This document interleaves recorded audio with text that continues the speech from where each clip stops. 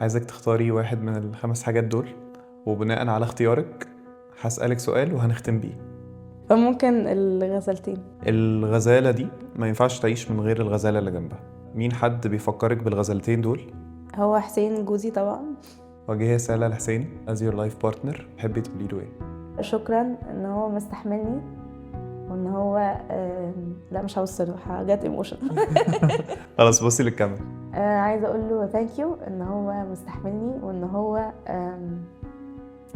بيشير معايا كل حاجه زي النهارده مثلا. ان هو فعلا ملجئي.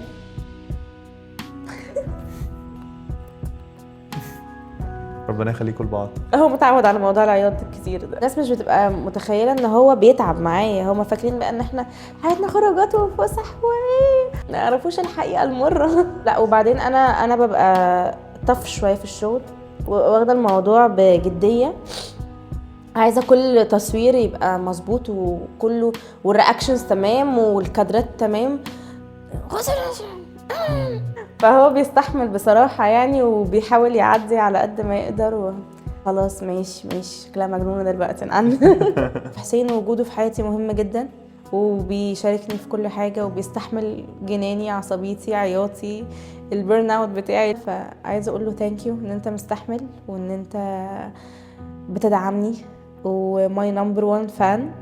مع انه ما بيعملش لايكات ساعات ولا كومنتس على الفيديوز ولا ريبوست حتى، وبدخل من موبايله اقعد اعمل لنفسي. بس لا، هو الموضوع اكبر من كده، وفعلا behind the scene هو اللي بيساعدني في كل حاجه.